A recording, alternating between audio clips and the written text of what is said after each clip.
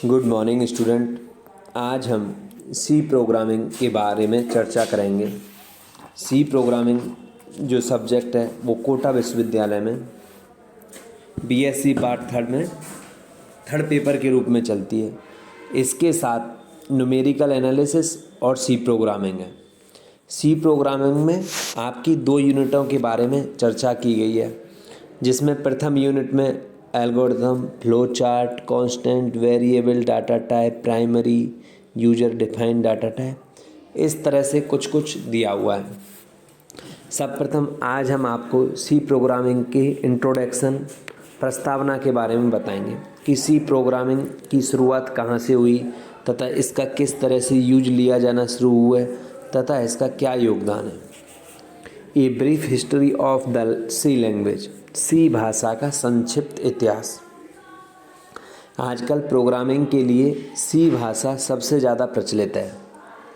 हालांकि मेनफ्रेस व्यावसायिक अनुप्रयोगों में अभी भी cobble, COBOL, C means common, O hidden है, CO कॉमन के साथ, B business, O oriented, L language, अर्थात COBOL means common business oriented language भाषा का प्रयोग किया जाता है।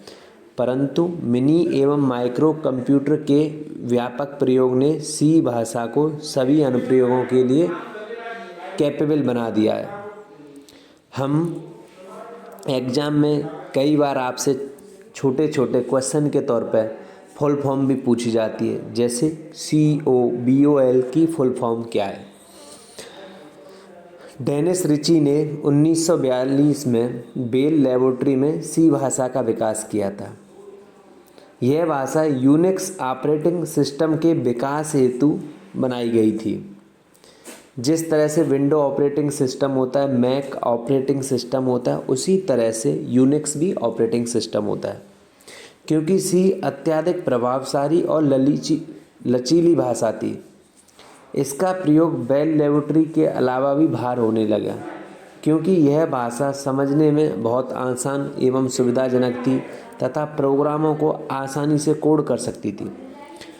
प्रोग्रामर इसका प्रयोग सभी प्रकार के प्रोग्राम लिखने के लिए करने लगे।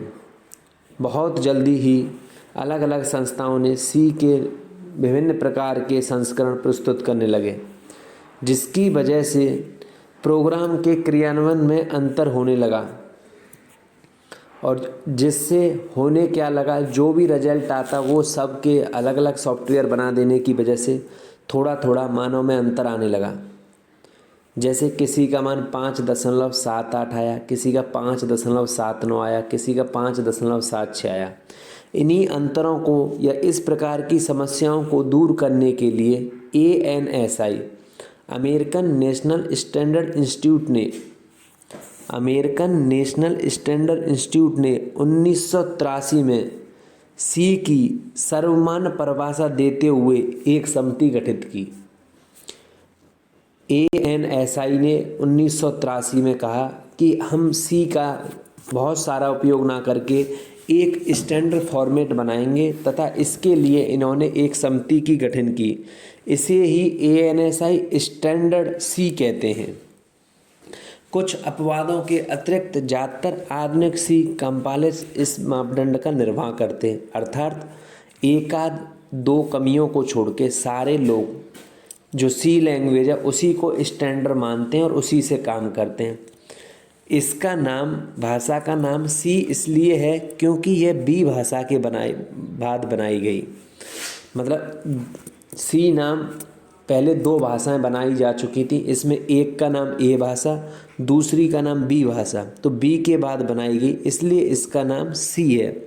बी भाषा का विकास केन थॉम्पसन और बेल लैबोरेटरी में किया था और सी का विकास बेल लैबोरेटरी में डेनिस रिची ने किया था। सी भाषा की क्या क्या विशेषताएं हैं उनके बारे में भी हम आपको बताएंगे। सी लैंग्वेज सर्वप्रथम समझने की दृष्टि से आसान है, जिसमें कि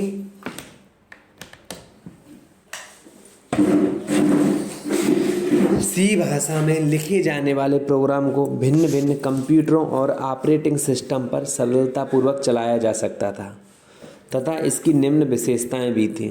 शक्तिशाली, रोबस्ट, जटिल से जटिल प्रोग्राम को भी उस समय सी प्रोग्रामिंग की सहायता से आसानी से लिख सकते थे।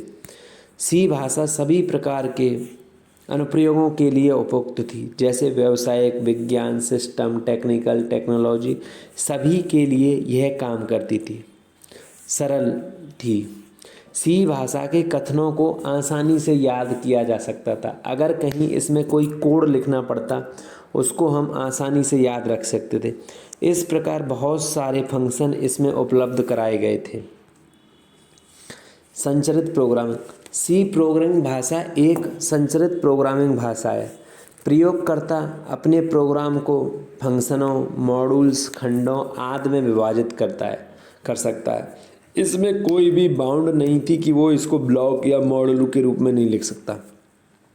इस प्रकार की संरचना होने के कारण डोपामार्जन, डबिंग, परीक्षण और रखरखाव आसान हो गया, जिसे हम आसानी से रन करा के टेस्ट कर सकते थे। मेंटेनेंस सस्ता हो गया। पोर्टेबल माने स्थानांतरणीय। सी यंत्र निरपेक्ष, मशीन इंडिपेंडेंट भाषा है। कोई प्रोग्राम जो सी के किसी कंप्यूटर लिखा हुआ है वो भी दूसरे कंप्यूटर पर चला जा सकता है। दोनों ही कंप्यूटर एक ही परिणाम देंगे। मतलब स्थानांतरणीय था। इस सॉफ्टवेयर को एक स्थान से दूसरे स्थान पर पीसी में चेंज किया जाए तो आसानी से ले जा सकता है और भाषा में कोई बदलाव नहीं आएगा। Low language and high level language. निम्न एवं उच्च स्तरीय भाषाएं। सी भाषा का स्थान निम्न स्तरीय व उच्च स्तरीय भाषाओं के बीच में है। हम इसमें दोनों भाषाओं की सुविधा या विशेषता पा सकते हैं।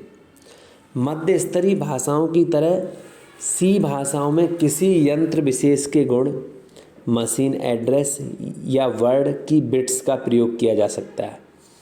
सी प्रोग्रामिंग को लिखने के लिए सर्वप्रथम हम प्रोग्राम को समझने की दृष्टि से वर्ड में भी टाइप कर सकते हैं, फिर वर्ड से कॉपी करके उसको सी प्रोग्रामिंग के सॉफ्टवेयर में पुट कर सकते हैं। इस दृष्टि से सी भाषा अपेक्षाकृत निम्नलिखित है।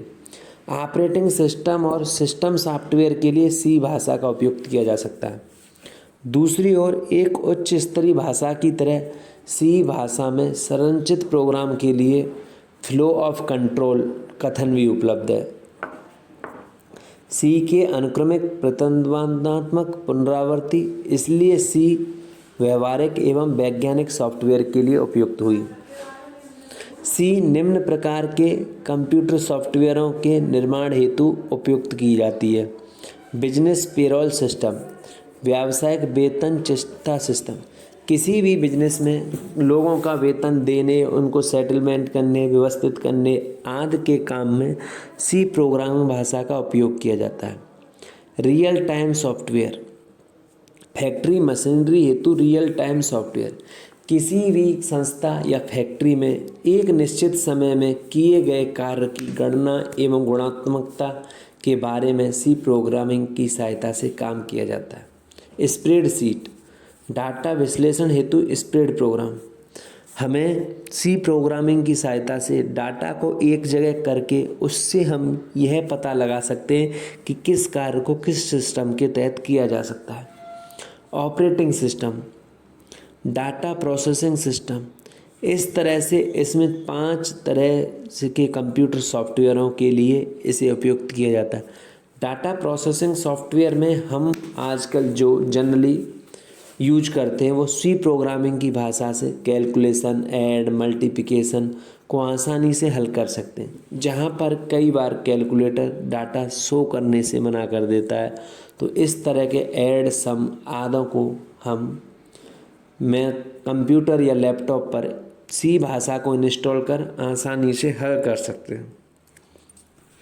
General structure of C programming. C programming की सामान्य संरचना क्या है?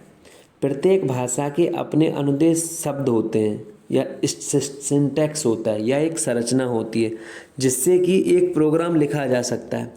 यदि प्रोग्राम निर्धारित संरचना के अनुसार नहीं लिखा गया है तो उसमें कंपाइलर त्रुटियां होने की वजह से प्रोग्राम को पूरा कंपाइल नहीं किया जा सकता। यह ठीक उसी तरह से जैसे कई मैसेज हम पर्टिकुलर नंबरों पर भेजते हैं, उनमें लिखा रहता है कि 3-4 गिनती टाइप करने के बाद एक स्पेस होना चाहिए। अगर बगैर स्पेस के भेज देते हो तो आपका मैसेज अनफिल्ड आ जाता है। तो ठीक उसी तरह से सी प्रोग्रामिंग में भी किसी भी प्रोग्राम या सॉफ्टवेयर को टाइप करने के लिए पूरा सही से लिखा जाना चाहिए ताकि उसके सिस्टम के तहत उस प्रोग्राम को रन किया जा सके। धन्यवाद।